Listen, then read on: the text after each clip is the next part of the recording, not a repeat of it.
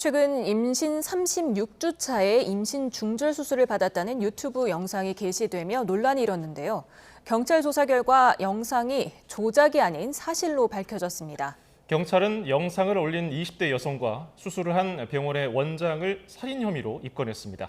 법적인 쟁점을 오선희 변호사와 짚어봅니다. 어서 오십시오. 네, 안녕하세요. 네, 사실 오선입니다. 이 영상만큼은 좀 가짜이길 바랐었는데 경찰이 일단 조작이 없다, 사실이다 이렇게 본 근거가 있을까요?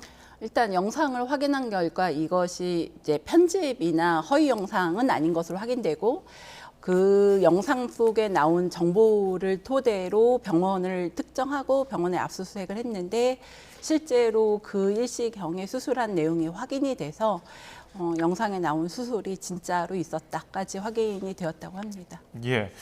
영상을 올린 20대 여성 유튜버 그리고 앞서 말씀드린 대로 병원장이 입건이 됐는데 살인 혐의입니다. 왜 그렇습니까? 일단 기존에 그 뱃속에 있는 태아를 죽이는 낙태의 경우는 낙태죄가 헌법재판소에 의해서 헌법 불합치로 지금은 이제 남아있지 않고요. 예. 다만 태아가 아니라 사람으로서 태어나려고 하는 그 순간, 저희가 보통은 분만설이라고 하는데 분만이 개시된 시점부터는 아기가 살아서 사람으로 지금 막 태어나는 그 순간이거든요. 그때부터는 사람으로 보기 때문에 대법원 판례가 그러면 사람이 태아가 아니라 사람으로 된 순간이니까 사람을 죽인 거는 살인죄여서 살인죄로 수사가 개시된 겁니다. 그러니까 분만이 시작됐다는 거는 아직 뱃속에 있지만 진통이 시작됐을 경우도 네. 이게 사람으로 본다는 말씀이시군요. 그러니까 태아가 사람으로 태어나기 위해서 진통이 시작되고 이제 분만이 개시가 된 거죠. 그래서 그때부터는 태아가 아니라 사람으로 보는 거죠. 근데 만약에 진통이 없었다고 하면 그쵸. 36주 된 태아는 뱃속에 있을 경우에는 사람이 아닌 그쵸. 거잖아요, 법적으로는. 네. 그렇게 되면 뱃속에 있을 때는 죽인 다음에 네. 그다음에 꺼내는 거는 살인이 아니지만 네. 살아서 나왔을 경우에 이제 죽인 경우만 살인으로 보는 거군요. 그렇습니다. 그래서 뱃속에서 36주든 몇 주든 뱃속에서 죽은 아이를 꺼내는 행위, 이거는 지금 전혀 처벌하지 않고 처벌할 규정은 없고요. 살아있는 태아가 사람으로 태어나는 그 순간 또는 살아서 태어난 아기를 죽이는 경우에는 이제 명백하게 개념상 사람인 상태이기 때문에 더 이상 태아가 아닌 상태이기 때문에 살인죄로 정리가 되는 거죠. 그걸 밝혀내기 위해서는 CCTV를 좀 봐야 더 명확해질 텐데 지금 병원 내부에 수술실 내부에 CCTV가 설치되지 않았다면서요? 네, 그렇다고 합니다. CCTV에 관련해서는 지금 그 환자를 수술 등을 하기 위해서 마취를 할 때는 CCTV 설치하도록 이제 관련 규정들이 되어 있어요. 근데 다만 이게 되게 낮은 벌금으로 되어 있기 때문에 설치 안 한다고 해서 이걸로 처벌할 근거는 별로 없고요. 그러니까 있지만 벌금 내고 많은 거니까 이렇게 되어 있고요. 다만 이제 기존의 다른 판례들을 보면 이제 마취과 의사나 간호사 등이 주변에 있었기 때문에 아이가 어떤 상태에서 수술이 시작됐냐. 그리고 보통 이제 이런 경우에 유죄가 인정된 사건들은요, 마취를 시작하고 아기를 꺼내는 과정에서 아이가 호흡을 했다거나 우는 소리가 났다거나 이런 상태에서 아기를 꺼내서 살인하는 과정이 있었다는 게 입증된 사건들은 다 유죄가 났고 뱃속에서 전혀 그런 상황이 아니고 사산된 거 확인하고 그래서 그게 진료기록지 등에서 확인돼서 꺼내는 경우는 이제 당연히 개념상으로는 무죄가 되는 거죠. 그러면 지금 경찰이 들여다볼 증거 자료 네. 아니면 증언 네. 어떤 것들을 좀 보겠습니까? 그 수술할 그 당시에 아기가 실제로 잘 살아 있었냐. 이고 이게 지금 수술 등을 통해서 또는 분만 유도를 통해서 아기를 꺼냈을 것인데 꺼내는 그 당시에 아기가 실제로 살아 있었냐 아니냐에 제일 중점으로 볼 것인데 실제로 판례들도 거기 다 집중되어 있고요. 증거가 있을까요? CCTV는 없으니까요. 일단은 진료 기록지가 있을 거고 마취 당시에 아기와 산모의 이제 건강 상태를 체크를 했을 거여서 그 마취 당시에 아기와 산모의 건강 상태를 기록한 내용들 그리고 아까 말씀드린 대로 이제 원장 혼자 있었던 건 아니고 간호사나 예. 마취 의사 등이 있었을 것이어서 그 상황 등까지 주변에 있었던 인물들에 대한 참고인 조사 등을 통해서 확인이 돼야 될 것으로 생각합니다. 네, 뭐 진료 기록지는 얼마든지 조작이 가능한 거잖아요. 그렇죠. 진료기록지 조작도 사실은 의료법 위반이고요. 그래서 진료기록지가 사후에 조작됐는지 만약에 진료기록지 내용이 지금 압수수색을 했기 때문에 압수수색의 내용에 진료기록지도 포함되어 있을 것이거든요. 근데 진료기록지가 지금 이제 전산으로 하니까 그게 사후에 추가로 수정됐는지 여부까지도 포함돼서 확인돼야 될 것 같습니다. 예. 네. 앞서 말씀하신 대로 지금 낙태죄는 처벌 규정이 없는 상황인데 살인죄가 적용된다면은 처벌 수위는 한 어느 정도로 예상이 될까요? 이제 다만 이게 처벌 수위가 지금 낙태죄가 없고 개념적으로 낙태죄가 없고 낙태죄를 없앤 게 헌법재판소에서 여성이 자신의 신체에 대한 결정권을 갖는다는 취지고 이게 낙태죄와 살인죄의 경계가 되게 애매한 사건이기도 해서 예. 실제로 다른 사건들을 좀 보면 살인죄가 징역 5년 이상으로 되어 있지만 저 5년보다가 법원에서 장량 감경이라고 해서 법정형보다 더 낮게 감경할 수도 있거든요. 그래서 3년 정도 나온 사건들이 있어서 5년을 기준으로 저 정도 낮은 형량이 나올 가능성은 좀 있습니다. 네, 뭐 혐의 입증이 사실 쉬워 보이지는 않은 상황이긴 합니다만 일단은 대한의사협회가 해당 의사를 엄중히 징계하겠다고 예고를 했습니다. 사실상 모든 의사의 업이 사실 사람을 살리는 거잖아요. 이렇게 이 의사가 어떻게 이렇게 생명을 죽이게 되는 선택을 했는지 참 의문인데 어떻게 보셨습니까? 지금 이게 낙태죄가 헌법 불합치를 하고 나서 상당한 시간이 흘렀어요. 이게 의사에게도 그렇고 이제 인부에게도 그렇고 되게 불행한 상황인 거죠. 사실은 누군가가 뭐 저라도 임신을 하고 나서 임신 초기에 아이를 낳기 어렵다 내지는 선택하기 어렵다 하면 되게 상담을 좀 잘 받고 결정하는데 정보를 주고 그리고 안전하게 낙태 임신 중단을 하든 아이를 낳든 안전하게 할 수 있도록 산부인과 의사들이 안전하게 산부인과 의사도 자기가 처벌받을지 두려워하는 게 아니라 안전하게 할 수 있도록 법과 제도들이 좀 정비가 돼 있어야 하는데 그게 네. 없으니까 서로 다 문제인 상황에 놓인 거죠. 지금 보안 입법이 필요해 보이는데 공백을 메울 만한 어느 내용이 들어가 있겠습니까? 일단은 근데 지금의 상태가 이렇게 장기화된 상태가 그 누구도 지금 합의가 안 되고 있기 때문이거든요. 예. 그러니까 몇 주까지 허용을 할 것인가, 몇 주차 정도까지, 뭐 16주, 22주, 24주 아니면 아예 제한이 없을 것인가, 내지는 그러면 제한을 둔다고 하면 그 이후에 낙태한 경우에 뭐 의사나 임산부를 처벌할 것인가 이런 쟁점들이 전혀 정리가 되고 있지 않아요. 그래서 저는 그러면 헌법재판소가 결정한 생각을 해보면 몇 주의 임신 중단을 결정하든 당사자를 처벌해서는 안 된다는 원칙은 있어야 할 것 같고 사회적 합의를 통해서 좀 빠르게 관련 제도와 법이 좀 정비돼야 된다 이런 생각은 좀 듭니다. 네, 한국보건사연구원이 지난 2022년 발표한 실태조사를 따르면 2020년에 15세에서 44세 여성의 이 낙태 추정 건수가 32,063건으로 나왔습니다. 굉장히 많은 수치잖아요. 그렇죠. 지금 우리 출생률에 비하면 굉장히 높은 수치인데 한 가지 또 문제가 있습니다. 이게 기혼 여성들이 낙태하는 숫자가 생각 외로 굉장히 높거든요.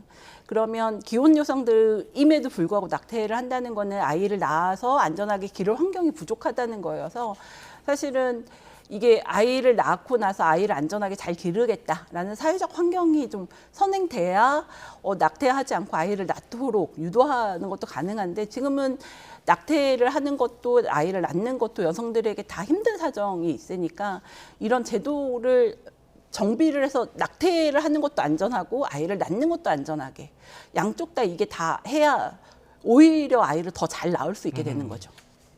아무쪼록 이 보안 입법이 방금 말씀하신 그런 것들을 잘 반영해서 모두가 좀 모두를 아우르는 그런 법이 나왔으면 좋겠고요.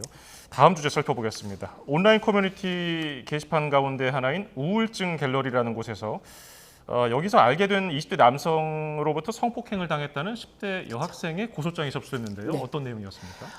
우울증 갤러리에서 이제 나의 상태 등을 얘기를 하던 10대 여학생이 갤러리를 통해서 20대 성인 남성을 만났는데 여기서 약을 먹고 피해자인 10대 피해자가 약을 먹고 정신이 없는 상태에서 20대 갤러리에서 만난 20대 남성으로부터 성폭행을 당했다라는 내용이고요. 가해자인 20대 남성은 합의했다라고 주장하고 있고 10대 피해자는 내가 약을 먹고 정신이 없는 상황에서 피해를 당했다 이렇게 얘기를 하고 있습니다.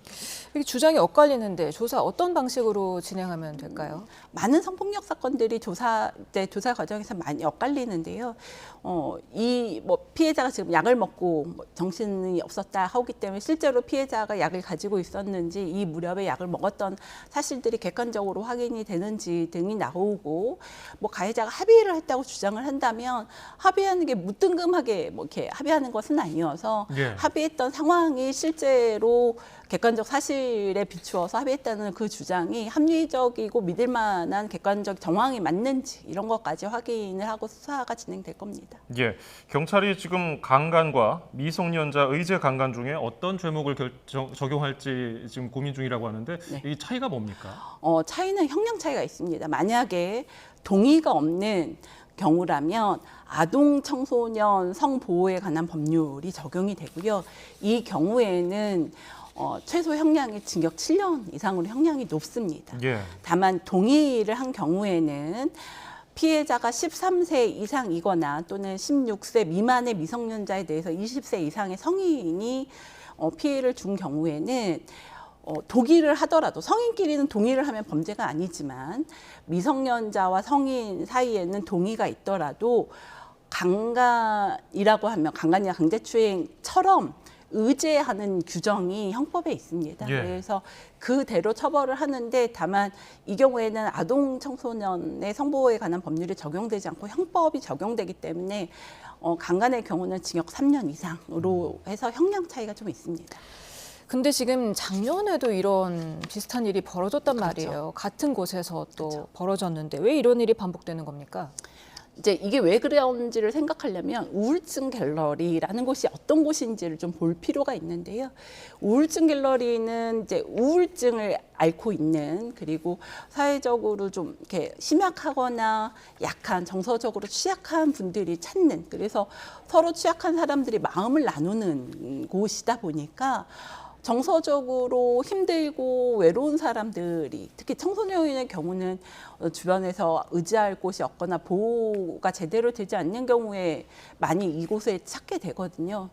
그러면 내가 정서적으로 취약하고 주변에 나를 보호해주는 사람이 없고 도와주거나 대화할 사람이 없는데 저기서 만난 사람들이 접근해서 되게 도와주는 것 같고 얘기를 많이 들어주는 것 같고 하다 보면 정서적으로 의존하게 되고 그거를 미끼 삼아서 이렇게 꼬드기는 이런 과정이 되게 쉽게 있을 수 있고 더구나 여기는 이제 우울증 약을 먹는 경우에 잠을 자게 되거나 약의 영향을 받는 경우도 워낙에 있어서 이런 것들을 이제 나쁜 마음을 먹는 성인들이 본인도 우울증이 있거나 약을 먹는 것처럼 가장을 하고 이 취약한 대상의 피해자들을 찾아서 마치 사냥을 하듯이 이렇게 하면 피해가 있을 개연성이 좀 높습니다.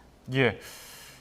사실 이 사이트 폐쇄라든지 이런 것들을 경찰이 건의를 했는데 받아들여지지 않고요. 만약에 이게 사이트가 폐쇄된다고 하더라도 사실 이 갤러리라는 것이 아무개 갤러리 그렇죠. 수많은 것 중에 하나이기 때문에 다른 곳으로 또 풍선 효과가 나타날 수도 있고요. 너무너무 그렇습니다. 이게 근본적으로 이런 일을 막을 방도가 없겠습니까? 이게 지금 너무 문제가 되니까 사실은 아까 말씀드렸던 아동 청소년의 성보호에 관한 법률에 성적 목적 대화, 그러니까 성적 목적을 가지고 아동 청소년에게 성인이 대화를 걷고 유인하는 행위를 처벌하는 규정은 있습니다. 예. 네, 근데 이게 이제 피해자 입장에서 생각을 해보면 상대방이 성적 목적을 가지고 성인이 나를 유혹하고 어떻게 나를 꼬드기고 나한테 잘못된 접근을 하는구나를 피해자가 신고를 해야 사실 처벌을 받는 건데 피해자가 이렇게 정서적으로나 사회적으로 보호를 받지 못하고 있는 경우에는 신고하기도 되게 어렵거든요. 그러다 보니까 이게 이런 식의 범죄들이 계속 암약을 하는 거죠. 네, 그렇게 되면 어떻게 잠복 수사를 해야 되나요? 그렇죠. 그래서 아동 청소년 성보호에 관한 법률에 다른 범죄에 대해서 뭐 마약이나 조직 폭력 범죄에도 없는 잠복 수사 규정이 들어간 이유가 이런 그 청소년들, 아동들을 보호하기 위해서 잠복 수사 규정이 만들어서 지금 규정이 있긴 합니다. 예, 알겠습니다. 다음 주제 좀 살펴볼까요?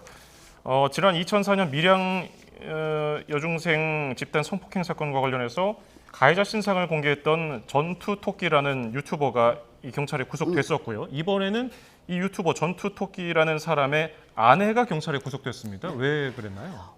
네, 이 전투토끼라는 유튜버가 구속되면서 이 전투토끼가 알고 있는 정보가 굉장히 구체적이니까 경찰이 이 정보가 어디서 나왔냐 이거 확인을 해보니 이 전투토끼의 법률상 아내가 공무원이었고 이 공무원이 공무원 신분을 이용해서 이 사건의 가해자의 주민등록번호, 주소 등을 조회를 하고 가해자뿐 아니라 가족 등의 정보까지 전산에 띄우고 그걸 사진을 찍어서 약 60명 정도에 되는 정보를 남편인 유튜버에게 줬고 유튜버가 요 내용들을 이렇게 발표를 한 거죠. 그래서 보이면서 협박 공갈 행위까지 이어졌기 때문에 이 공무원이 첫 번째로는 형법에 있는 공무상 비밀 누설죄하고 개인정보보호법 위반죄로 구속이 된 겁니다.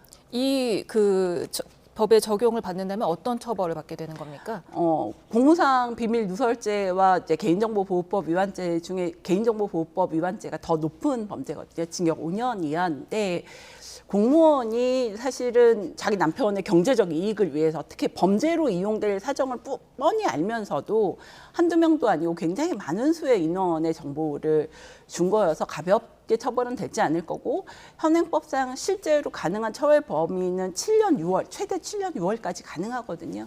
그래서 상당히 중한 형량이 예상되고 그것 때문에 구속까지 이른 것으로 생각됩니다. 예, 이 공무원의 경우 구속된 아내 해당 공무원은 충북의 한 지자체 소속 공무원이라고 하고요. 네. 이렇게 말단 공무원들도 쉽게 정보에 접속을 할 수가 있는 겁니까?